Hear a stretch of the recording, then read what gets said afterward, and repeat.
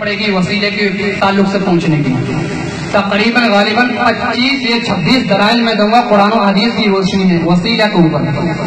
جیسے کہ آج کل ہمارے ائمہ حضرات ہیں اور مدرسین مدرسے کے اکثر بیشتر لوگ پوچھتے ہیں، فون پر پوچھتے ہیں، فتویٰ کے طور پر پوچھتے ہیں حضرت وسیلہ کے تعلق سے کیا فرماتے ہیں. کچھ لوگ انکار کرتے ہیں، تو اس لیے میں بول رہا ہوں کہ آپ میرا بیان اچھے سے سنیے گا. انشاءاللہ آپ کے مطلب جتنے شک و شبہ ہیں سارے شک و شبہ دور ہو جائیں گے.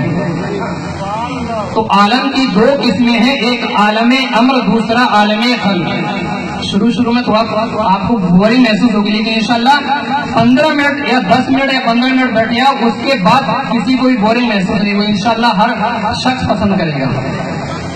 صرف 10 یا 15 منٹ آپ کو تکلیف ہوگی تھوڑی سی. عالم کی دو قسمیں ہیں، ایک عالم امر، دوسرا عالم خلق. عالم امر اسے کہیں گے کہ رب کن فرمائے اور چیز ہو جائے، نہ سبب، نہ وسیلہ، نہ ذریعہ، ہر غرض اس چیز کا وجود محتاج وسائل نہیں ہے، بلکہ رب تعالیٰ نے کن کہا اور چیز ہو گئی. تو کن تحریر سے جس چیز کا وجود ہو جائے وہ عالم امر کی چیز ہے. عالم امر میں جو کچھ بھی پیدا ہوا اس کا بھی خالق خدا ہی ہے، اور عالم خلق میں بھی جو کچھ بھی پیدا ہوا یا جو کچھ ہوگا اس کا بھی خالق خدا ہی ہے. مگر فرق اتنا ہے کہ عالم امر میں کن کہہ دیا روح ہو گئی، مگر خود روح والے کو یعنی جس کو روح والا بنانا ہے رب تعالیٰ نے کن کہہ کے پیدا نہیں کیا. دیکھو سیدنا آدم علیہ السلام کا مجسمہ کیا، کن کہہ کے نہیں بن سکتا تھا، کن ہو جا مجسمہ تیار ہو جاتا، مگر نہیں، عناصر ارواح کی ترکیب کی جا رہی ہے، مجسمہ تیار کیا جا رہا ہے. اے میرے فرشتوں، مٹی لاؤ، آگ لاؤ، پانی لاؤ، ہوا لاؤ، اس کو گوندو اور گوند کر مجسمہ تیار کرو. اتنی ضرورت میرے رب کے لیے نہیں تھی، قادر مطلق کے لیے نہیں تھی. مجسمہ آدم کو وہ کن کہتا ہو جاتا، مگر نہیں، روح آدم عالم امر کی ہے اور مجسمہ آدم عالم خلق کا ہے، اور دونوں کی تخلیق سے الگ الگ سنت الہیہ متعلق ہے. ہم کو عالم اسباب میں رکھا گیا، عالم وسائل میں رکھا گیا. بتاؤ کوئی چیز ایسی ہے جو تمہیں بے وسیلہ مل سکتی ہے؟ میں مانتا ہوں کہ دینے والا خدا ہے، رازق خدا ہے، خالق خدا ہے، ایک ہی دینے والا ہے، ایک ہی پیدا کرنے والا ہے. آئیے قرآن و حدیث کی روشنی میں بتاتا چلوں کہ پیغمبر کا حدیث ظہور بھی نہیں ہوا ہے کہ حضرت آدم علیہ السلام نے دعا میں میرے رسول کا واسطہ دیا اور کہا اے اللہ میں اس کی ذات کا وسیلہ دے کر معافی و مغفرت چاہتا ہوں جس کا اسم گرامی محمد صلی اللہ علیہ وسلم ہے. محمد صلی اللہ علیہ وسلم ہے. رب تعالیٰ نے ارشاد فرمائے آدم تو نے محمد صلی اللہ علیہ وسلم کو کیسے جان لیا؟ تو حضرت آدم نے معروضہ پیش کیا کہ الہ العالمین، میں نے جہاں بھی دیکھا تو لا الہ الا اللہ اور محمد رسول اللہ پایا. ایک پروردگار، میں نے عرش کے سینے پر دیکھا تو لا الہ الا اللہ اور محمد رسول اللہ دیکھا. میں نے عرش کے سینے پر دیکھا تو لا الہ الا اللہ محمد رسول اللہ دیکھا. میں نے جنت کے دروازوں پر دیکھا تو میں نے لا الہ الا اللہ محمد رسول اللہ دیکھا. میں نے جنت کے آراق پر دیکھا تو لا الہ الا اللہ محمد رسول اللہ دیکھا. تو میں نے سمجھ لیا کہ یقیناً یہ کوئی محبوب بندہ ہے جس کے نام کو تم نے اپنے نام کے ساتھ لگا لیا ہے. تو رب تعالیٰ نے ارشاد فرمایا صدقت یا آدم انہ لأحب الخلق الی اما اذا سالتنی بحقہ فقد غفرت لک ولولا محمد ما خلقتک وما کفرتک. اے آدم تو نے صحیح کہا ہے، جس کا وسیلہ تو نے دیا ہے وہ تمام مخلوق میرے نزدیک بہت زیادہ محبوب ہے، اور جب تو نے سوال کر دیا اس کے وسیلے سے تو اے آدم میں نے تجھے معاف کر دیا. سبحان اللہ سبحان اللہ، واہ واہ واہ. برادران ملت اسلامیہ ذرا غور کیجیے کہ حضرت آدم علیہ السلام کو جس وقت پروردگار عالم نے جنت سے زمین پر بھیجا 300 سال تک روتے رہے. کتنے؟ 300 سال تک روتے رہے، لیکن آدم صفی اللہ کی دعا قبول نہیں ہوئی. لیکن حضرت آدم کے دماغ میں اچانک خیال پیدا ہوا کہ جس وقت آدم صفی اللہ کے جس میں روح ڈالی گئی تو حضرت آدم کی جو ڈائریکٹ نظر پہنچی وہ کہاں پہنچی؟ وہ لا الہ الا اللہ محمد رسول اللہ. تو حضرت آدم نے اس وقت پوچھا تھا ایک پروردگار لا الہ الا اللہ، لا الہ الا اللہ تو سمجھ میں آ رہا ہے محمد رسول اللہ کون ہے؟ اے رب کعبہ اے محمد رسول اللہ کون ہے؟ تو اس وقت پروردگار نے فرمایا اے آدم یہ وہ محمد رسول اللہ، یہ وہ محمد رسول اللہ ہے کہ اگر انہیں پیدا کرنا نہ ہوتا تو اے آدم میں تمہیں بھی پیدا نہ کرتا۔ تو میں عرض کر رہا تھا پیارے کہ معافی کا سوال کیا تھا؟ سیدنا آدم نے اس وقت وسیلہ بنایا جب نور محمدی جامع بشریت میں نہیں آیا تھا۔ اب آؤ ذرا تاج شریعت سے پوچھیں، تاج شریعت امام الائمہ میرے سر کے تاج یعنی سرکار امام اعظم، وہ فرماتے ہیں، کیا فرماتے ہیں؟ انت الذی لما توسل آدم من ذلۃ بک فاصاب واباك، کہ اے اللہ کے رسول آپ کی شان تو وہ ہے کہ سیدنا آدم نے آپ کو اپنی مغفرت کا وسیلہ بنایا۔ امام اعظم آگے فرماتے ہیں وَبِكَ الْخَلِيلُ دَعَا فَعَدَتْنَارُهُ بَرْدًا وَقَدْ حَمَدَتْ بِنُورِ بَهَاكَ، کہ اے اللہ کے رسول حضرت خلیل کے اوپر جو آتش کدا نمرود کو کدا آ گیا اس کی وجہ آپ کا نور تھا جو پیشانی ابراہیم میں چمک رہا تھا۔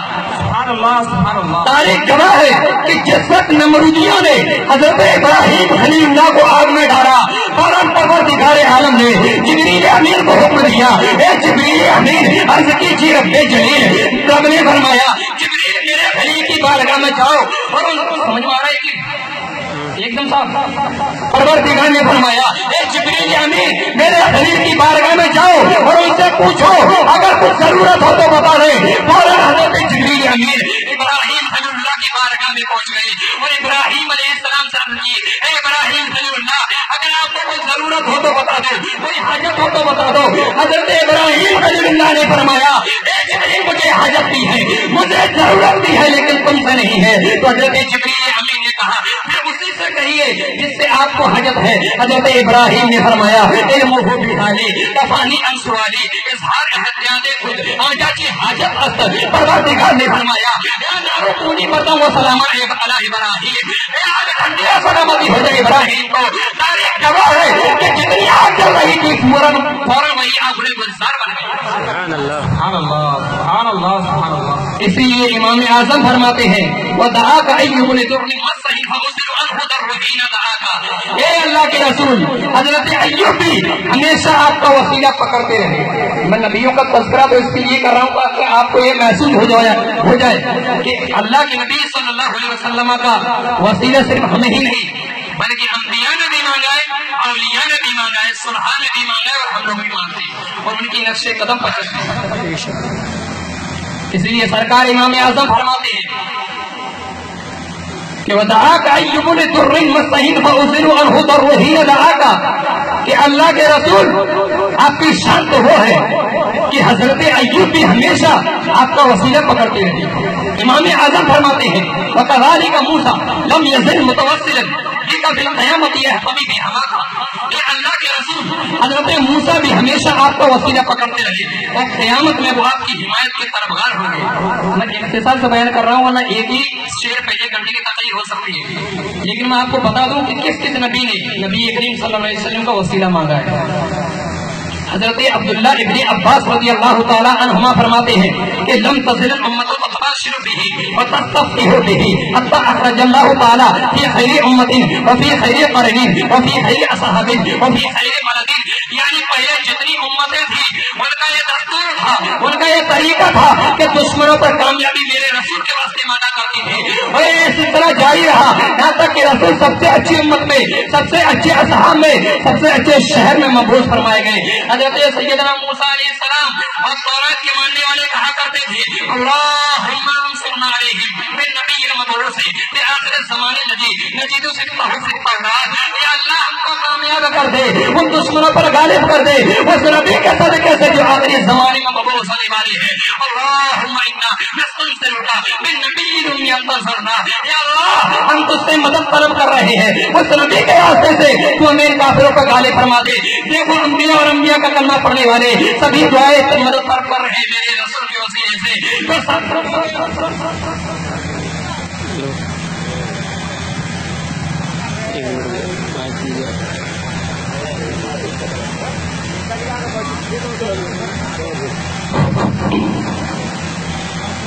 तो साबित हो गया कि पहले जमाने में भी रसूलुल्लाह सल्लल्लाहु अलैहि वसल्लम को वसीला बनाया गया।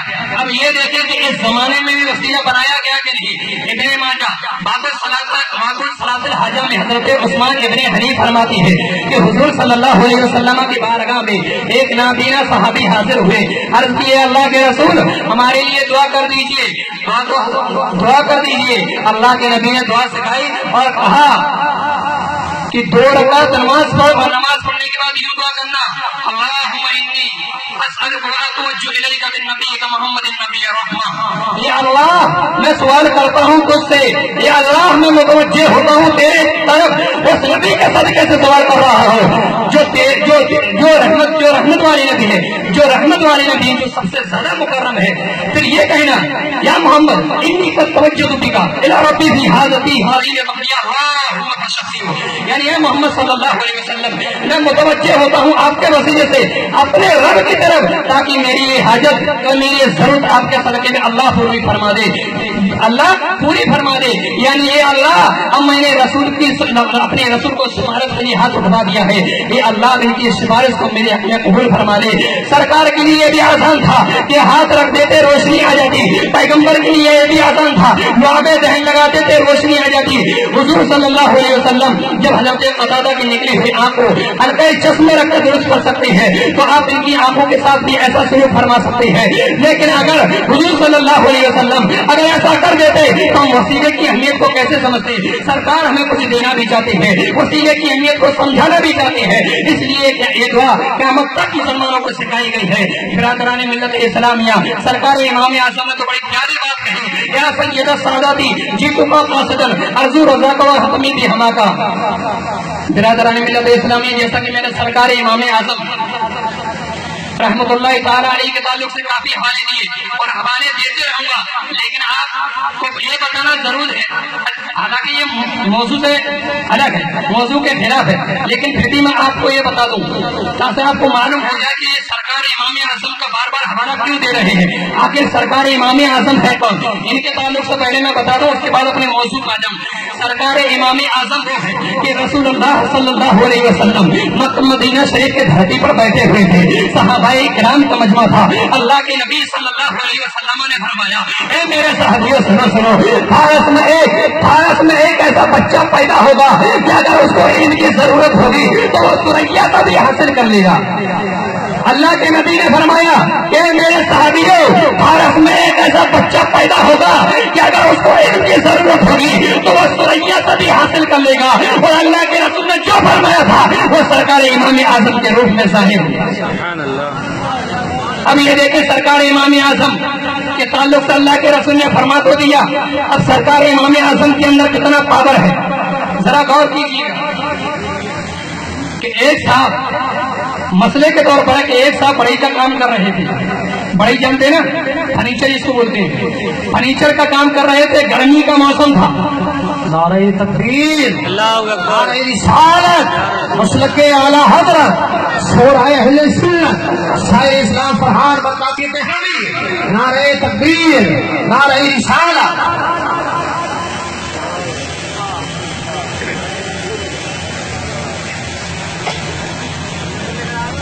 तो बिरादरान मिल्लत इस्लामिया एक शख्स फर्नीचर का काम कर रहा था, गर्मी का मौसम था, अब बेचारा जाहिर सी बात है धूप में तो पक ही जाएगा, सुबह से काम करेगा दोपहर तक काम करा, अब उसको लगी प्यास की शिद्दत तड़पाने लगी, 2 मंजिला उसका घर था, उसने अपनी बीवी से कहा ओ मोहतरमा जरा पानी दे दीजिए। अब कुछ औरत तो अच्छी होती है माशाल्लाह, जो अपने शौहर की फरमा बरदार होती है, एक ही मरतबा कहने से सुन लेती है, कुछ ढीठ होती है। जैसा कि एक लफ्ज बोलूंगा अपने गांव की भाषा में, अपने मैं चेन्नई का रहने वाला हूँ, यहाँ से 25-35 किलोमीटर दूरी का, अपने गांव की भाषा में एक लफ्ज बोलूंगा आपको। मैं एक रास्ते से गुजर रहा था तो एक शख्स रिक्शा चला कर आया था और मैं उसी रास्ते से गुजर रहा था उनके घर के सामने से, तो वो बोले खायरी, अपनी भाषा में बोले खायरी, यानी अपनी बीवी से कह रहा और ही बोले जब मैं काम कर गया और खाना दे दे, रोटी दे दे, तो उसकी बीवी क्या बोली मालूम है, बोले तू खा ले, का हाथ तोड़े टूट गए। نہیں سمجھے آپ؟ یعنی وہ اچھی بات میں بتاتا ہوں، یعنی وہ کام کر کے آیا تھا اور مطلب گھر پہ آیا، اس کے بعد اپنی بیوی سے بولا کہ محترمہ ذرا کھانا دے دیجیے، تو ان کی محترمہ کیا بولی؟ بولے آپ کے کیا ہاتھ ٹوٹ گئے، آپ خود کھا لو، یہ مطلب۔ تو کچھ عورتیں بھیڑ بھی ہوتی ہیں، حالانکہ حضور صلی اللہ علیہ وسلم نے فرمایا کہ اگر شوہر کے یہاں سے مواد بہے، یہاں سے پیشانی سے مواد بہے، پیروں تلے نکل جائے، زمین پر آ جائے، عورت وہاں سے چاٹنا شروع کرے یہاں تک جب بھی شوہر کا حق ادا نہیں کر سکتی۔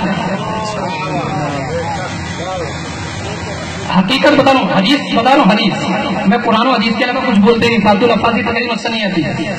ہمارے جامعہ سے، جامعۃ الاشرفیہ سے ایک ہی درس دیا جاتا ہے، لفاظی نہیں، قرآن و حدیث کی روشنی بولو۔ کتنا بھی علماء کرام کا مجموعہ ظلم یہ محسوس نہ ہو کہ کہیں کوئی ایسی بات نکل جائے کہ علماء پکڑ لیں، اس لیے جو بھی بات بول رہا ہوں ذمہ داری کے ساتھ بول رہا ہوں۔ عورت لاکھ نماز پڑھ لے، کروڑوں حج کر لے، رات و دن بار گئے خدا بندی میں سجدہ کرے، اگر شوہر کی نافرمان ہے، جس کا شوہر اس بیوی سے ناراض ہے، وہ جنت میں جا نہیں سکتی۔ بے شک، سبحان اللہ۔ بہت سی عورت ہیں منہ چلا دیتی ہیں، غلط بول دیتی ہیں، تو آج میں اپنی تمام ماں اور بہنوں سے کہنا چاہوں گا کہ اپنے شوہر کی نافرمانی کبھی نہ کریں۔ بہت سی عورت یہ بولتی ہیں، اور اگر وہ پریشان کرے تو وہ بھی تو پریشان کرتے ہیں، ہم چپ بیٹھیں، وہ کچھ بھی کریں، وہ ظلم و تشدد کریں، وہ ظلم ڈھائیں، وہ بہت کچھ بولیں، اتیاچار کریں، ہم سہیں، ہم کیوں سہیں گے؟ نہیں، آپ صحیح ہیں۔ اگر آپ نے سہا تو ایسی بات نہیں کہ مرد پہ حساب نہیں ہوگا، بار گئے خدا بندی میں اس کو بھی حساب دینا پڑے گا کہ تم نے اپنی بیوی کے اوپر ظلم کیوں کیا، اپنی محترمہ کے اوپر ظلم کیوں ڈھائے، کیوں ان کے اوپر اتیاچار کیا۔ ایسے بھی عورت نازک ہوتی ہے، ان کا بھی حساب ہوگا۔ میں عرض کر رہا تھا تو اس نے اپنی بیوی سے مانگا پانی، مسئلہ غور سنیے، بہت پسند ہے، بہت اچھا مسئلہ ہے۔ کیا محترمہ پانی دے دیجیے، وہ نہیں لے کر آئی، پسینہ بیچارے، گرمی کا ماحول، دوبارہ پھر شروع ہو گیا، وہ پھر مانگا، اور محترمہ پانی دے دیجیے، پھر نہیں آئی، کان میں ایک کان سن رہی تھی، دوسرے سے نکال رہی تھی۔ 5 منٹ بعد پھر مانگا، محترمہ پیاس لگ رہی ہے، پیاس کی شدت برپا رہی ہے، پانی دے دیجیے، پھر نہیں آئی۔ جب پھر نہیں آئے تو تقریباً 5-10 منٹ بعد وہ پانی لے کر آ رہی تھی، اور زینے سے آ رہی تھی، زینا سے۔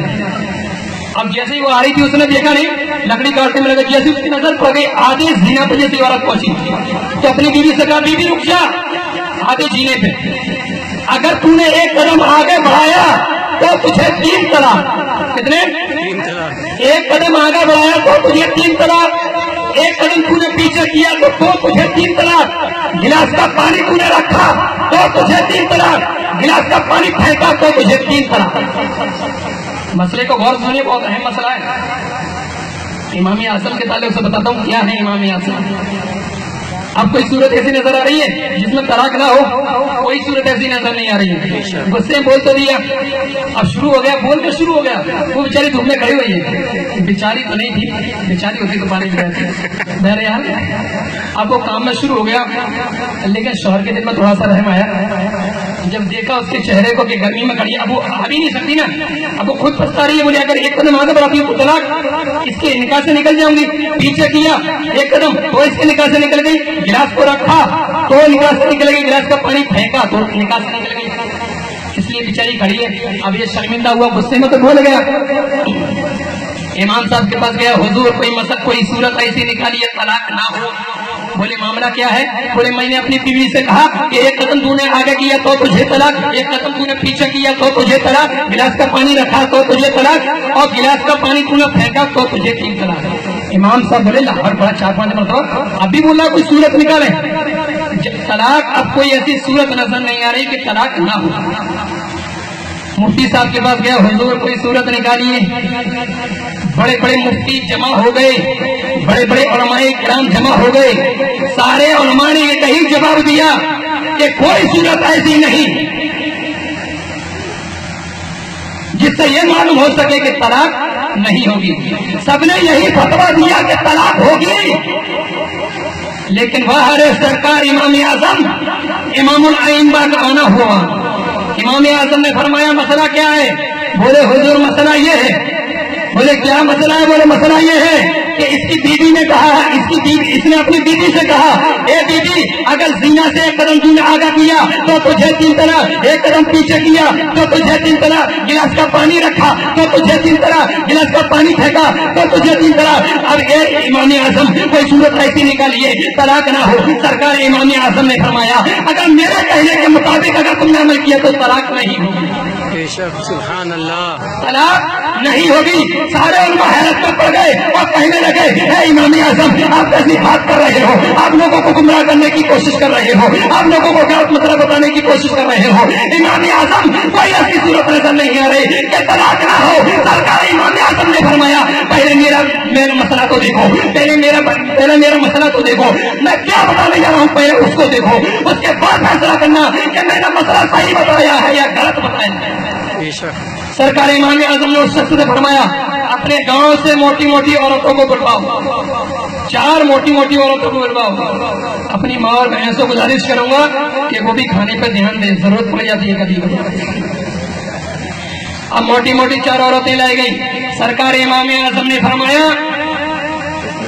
ایک سیڑھی لے کر آؤ. سیڑھی لگا دی, کہا 2 عورت آگے لگو 2 عورت پیچھے لگو. لگ گئی.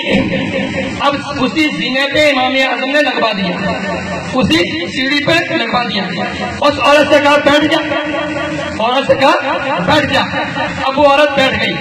جیسے ہی بیٹھ گئی امام اعظم نے ان عورتوں سے فرمایا سیڑھی آگے کھینچ لو. سیڑھی آگے لی گئی. ایک عورت کو حکم دیا کہ گلاس بھی لے لو, گلاس بھی لے لیا.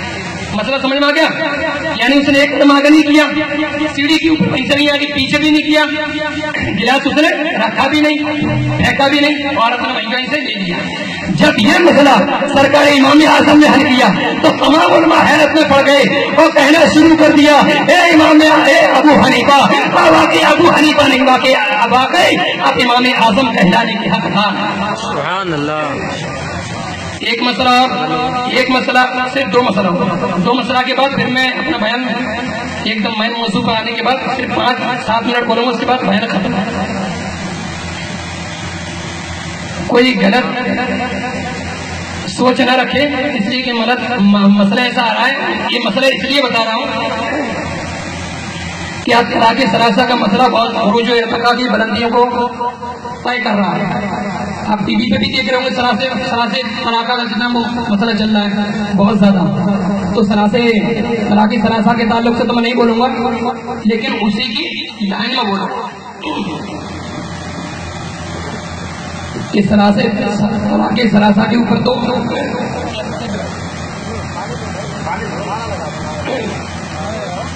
نعرہ تکبیر, نعرہ طلاق ثلاثہ کے تعلق سے حکومت نے کچھ عورتوں کو خرید لیا گیا مسلمانی لباس میں, تو اپنی غلط بیان دے رہی ہے وہ.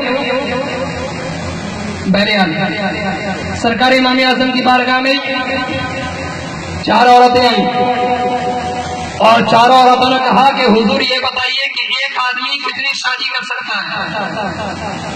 امام اعظم نے فرمایا 4. بولے پکا؟ امام اعظم نے فرمایا ہاں پکا 4 شادی کر سکتا ہے.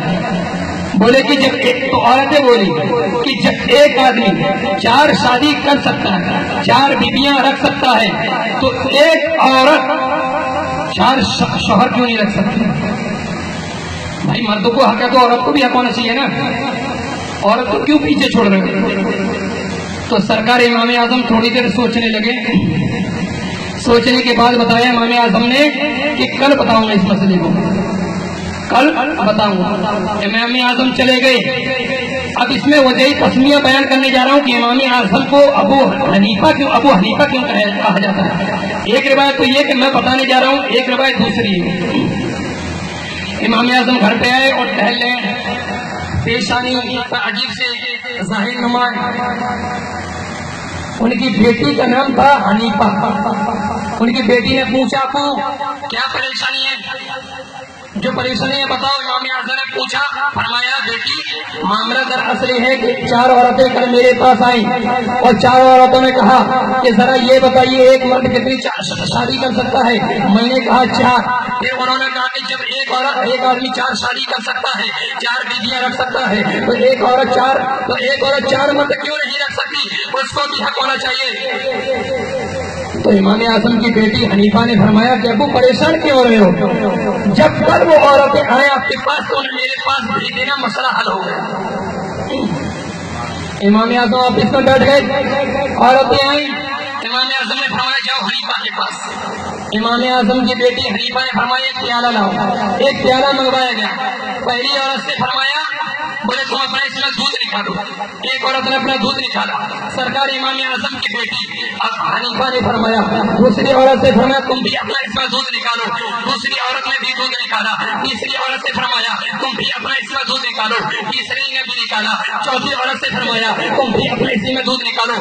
4 عورتوں کا جب دودھ مکس ہو گیا, سرکار امام اعظم کی بیٹی نے ہلانا شروع کر دیا. پیالے کو ہلایا, دودھ 4 کا مل گیا. سرکار امام اعظم کی بیٹی نے پہلی عورت سے فرمایا بتائیے کہ تیرا دودھ اس میں کون سا ہے؟ عورت حیرت میں پڑ گئی کہ میں کیسے بتا سکتی ہوں, یہ تو 4 مل گیا, میرا دودھ کیسا ہے, دودھ کون سا میں کیسے بتا سکتی ہوں. دوسری سے پوچھا, تیسری سے پوچھا, چوتھی سے پوچھا تو یہ بتا تیرا دودھ کون سا ہے. لیکن 4 جواب دینے سے قاصر رہ گئی کہ 4 میں سے کسی نے جواب نہیں دیا. جب 4 میں سے کسی نے جواب نہیں دیا تو سرکار امام اعظم کی بیٹی حنیفہ نے فرمایا بس یہی مقصد ہے کہ آدمی 4 شادی کر سکتا ہے اور عورت 4 شوہر اس لیے نہیں رکھ سکتی کہ اگر اس کے ساتھ 4 شوہر ہم بستری کریں گے تو جو اس کی اولاد پیدا ہوگی کیسے پتہ لگائے گا کہ وہ کس کی اولاد ہے, ایک کے شوہر کی اولاد ہے, ایک کے شوہر کی اولاد ہے. اسی دن سے امام اعظم کا نام ابو حنیفہ پڑا. سبحان اللہ, سبحان اللہ, اللہ اکبر, اللہ اکبر, یا رسول اللہ, یا رسول اللہ. اب صرف سرکار امام اعظم کے تعلق سے ایک مسئلہ ہے, اس کے بعد میں موضوع ہے 2 منٹ کا موضوع رہ گیا کہ میاں بیوی میں جھگڑا ہو گیا. 2 میاں بیوی میں جھگڑا ہو گیا. اب جھگڑا ہو گیا اور میاں نے اپنی بیوی سے کہا اللہ کی قسم اگر تو بات نہیں کرے گی تو میں بھی بات نہیں کروں گا. اس کے بعد بیوی نے یہی کہا اللہ کی قسم اگر تو بات نہیں کرے گا تو میں بھی بات نہیں کروں گی. عورت کا کم تو نہیں پڑ رہی ہمارے سے, فوراً کہنا شروع کر دیا اگر تو بات نہیں کرے گا تو میں بھی بات نہیں کروں گی. اب کہہ تو دیا, اب یہ پریشان ہو گیا. حافظ صاحب کے پاس گیا, حضور میں نے یہ قسم کھا لی ہے. حافظ صاحب نے کیا ہوا؟ کام میں نے اپنی بیوی سے کہا اللہ کی قسم جب تک تو بات نہیں کرے گی میں بات نہیں کروں گا. حافظ صاحب نے پوچھا پھر بولے بیوی نے بھی ایسا ہی کہہ دیا کہ تو جب تک بات نہیں کرے گا میں بھی بات نہیں کروں گی. حافظ صاحب نے کہا آپ اپنی بیوی سے بات کرو اور کفارہ ادا کرو. وہ شخص بولا حضور کفارے کے علاوہ کوئی صورت میں ایسا نہیں آ رہی. امام صاحب نے پوچھا کفارے کے علاوہ کوئی صورت نہیں آ رہی. بڑے بڑے مولوی جمع ہو گئے, بڑے بڑے مفتی جمع ہو گئے. سارے مفتیوں نے یہی جواب دیا کہ اپنی بیوی سے بات کرو اور کفارہ ادا کرو. لیکن وہ کفارہ ادا نہیں کر سکا. کسی نے اس سے کہا اگر صورت کوئی نکالنی ہے تو وقت امام سفیان ثوری کی بارگاہ میں جاؤ اور سفیان ثوری سے وہ کوئی نہ کوئی صورت نکال دیں گے. سفیان ثوری کی بارگاہ میں جب یہ شخص گیا پورا معاملہ بتایا تو سفیان ثوری نے فرمایا کہ کفارہ دینا پڑے گا اور بیوی سے بات کر لو لیکن تمہیں کفارہ دینا ہی پڑے گا. وہ شخص بولا حضور کفارے کے علاوہ کوئی صورت نظر نہیں آ رہی. تو انہوں نے سفیان ثوری نے فرمایا کفارے کے علاوہ کوئی صورت نظر نہیں آ رہی. اب وہ چلا, جب وہ چلا تو راستے میں سرکار امام اعظم کا بھی گھر پاتا تھا. اس نے سوچا چلو امام اعظم سے بھی پوچھ لو. اب امام اعظم کے پاس گیا. حضور معاملہ یہ ہے میاں بیوی میں جھگڑا ہو گیا, میں نے اپنی بیوی سے کہہ دیا کہ اللہ کی قسم جب تک تو بات نہیں کرے گی میں بھی بات نہیں کروں گا. بولے بیوی نے بھی ایسا کہہ دیا کہ تو جب تک بات نہیں کرے گا میں بھی بات نہیں کروں گی. سرکار امام اعظم نے فرمایا جا اپنی بیوی سے بات کر کفارہ ادا نہ کر. تمام مفتیوں نے کیا جواب دیا؟ بات کر بیوی سے کفارہ بھی دے. امام اعظم نے کیا فرمایا؟ جا بیوی سے بات کر کفارہ ادا نہ کر. وہ سچ بولا حضور صحیح فرما رہے ہیں. بولے امام اعظم ابو حنیفہ ہمیشہ سچ ہی فرماتا ہے. اس کے بعد یہ شک گیا सुफियान सौरी की बारगाह में कि हुजूर अगर आपको मसला नहीं मालूम था तो आपने गलत क्यों बताया, अगर नहीं मालूम था तो बता दिए होते, लेकिन गलत मसला आपने क्यों बताया। सुफियान सौरी ने फरमाया क्या हुआ, बोले आपने ये कहा कि कफारा देना पड़ेगा और बीवी से उसके बाद बीवी से बात करनी होगी। इमाम सुफियान सौरी ने फरमाया सच है। बोले इमाम आजम तो ये फरमा रहे हैं बीवी से बात करो कफारा अदा करो। सुफियान सौरी ने फरमाया, इमाम आजम ने ऐसा फरमाया, बोले हाँ हुजूर। सुफियान सौरी ने अपना असा उठाया, इमाम आजम की बारगाह में पहुंच गए। इमाम आजम ने जैसे सुफियान सौरी को देखा फौरन ताज़ीमन खड़े हो गए। जैसे ही ताज़ीमन खड़े हो गए सुफियान सौरी ने फरमाया, हे इमाम आजम क्या मसला गलत बता रही हो, क्या वजह है, क्या आपने ये बताया है। तो इमाम आजम ने फरमाया हाँ हुजूर कफारा देने की कोई भी जरूरत नहीं है। सुफियान सौरी ने फरमाया मसला तुम्हारा सुन लो। सरकार इमाम आजम ने फरमाया हुजूर आप मसला दोबारा सुन लो। इमाम आजम ने फरमाया कौन मसला देना क्या है, उस शख्स ने बताया। सुफियान सौरी ने फरमाया कफारा देना पड़ेगा। इमाम आजम ने फरमाया हुजूर दोबारा फिर सुनो, दोबारा फिर सुना। फिर सुफियान सौरी ने फरमाया कफारा देना पड़ेगा। सरकार इमाम आजम ने फरमाया हुजूर कफारा नहीं देना पड़ेगा। तीसरी मरतबा फिर सुनो। जब तीसरी मरतबा में यही मसला बताया तभी सुफियान सौरी ने फरमाया कफारा देना पड़ेगा। सरकार इमाम आजम ने फरमाया हुजूर मसले पर आप गौर नहीं कर रहे हैं। मसला ये है कि एक शख्स ने अपनी बीवी से कहा अल्लाह की कसम जब तक तू बात नहीं करेगी मैं भी बात नहीं करूंगा। उसके बाद में बीवी ने कहा है कि अल्लाह की कसम तू जब तक बात नहीं करेगा मैं बात नहीं करूंगी। यानी मर्द पहले नहीं बोला, मर्द पहले बोल दिया कि जब तक तू बात नहीं करेगी मैं भी नहीं करूंगा। अब औरत उसके बाद बोली है, यानी तकल्लुफ पाया गया। अब कफारा की कोई जरूरत ही नहीं। ये है इमाम आजम जिनके ताल्लुक से पैगंबर ने अपने दौर में फरमाया कि फारस में एक ऐसा बच्चा पैदा होगा कि अगर उसे इल्म की जरूरत होगी तो वो लोहे महफूज से भी हासिल कर लेगा, और वही इमाम आजम हुए। इसीलिए इमाम आजम फरमाते हैं और यह सच्चा सादा थी जीतू का अर्जू रजा का वाह कमी थी हमा का। हे अल्लाह के रसूल, हे अल्लाह के रसूल हम तो वो है आपके घर के भिखारी हैं। मेरे रसूल इमाम आजम आपके पास आए तो कहाँ जाए। अल्लामा जामी फरमाते हैं गरीबम या रसूल अल्लाह गरीबम नदारन जिस जहाँ तू हबीबम। या अल्लाह के रसूल मैं गरीब हूँ, मैं गरीब हूँ, मैं आपके सिवा किसी को अपना मंच के लायक नहीं समझता, किसी को भी कभी नहीं समझता। ये अल्लाह के रसूल ने रहम फरमाइए अल्लाहु अकबर कबीरा। और नबी करीम से जैसे ही वसीला मांगा तो अल्लामा जामी की मुराद पूरी हो गई। बड़ी नाज़म हंसे उम्मत दूर गुनहगार लेकिन खुश नसीब हूँ। या रसूल अल्लाह हम आपकी उम्मत में है, गुनहगार है मगर खुश नसीब है। शायर इस्लाम ने कहा मिल नहीं सकता खुदा उनका वसीला छोड़कर, गैर मुमकिन है चढ़िए चक्कर सीना छोड़कर। वाखिर दावाना अल्हम्दुलिल्लाहि रब्बिल आलमीन। अस्सलामु अलैकुम अस्तगफिरुल्लाह रब्बी मिन कुल्ली ज़म्बिन ज़नबतु व अतूबु इलैहि। अशहदु अन ला इलाहा इल्लल्लाह व अशहदु अन्न मुहम्मदन अब्दुहु व रसूलुहु। अस्सलामु अलैकुम।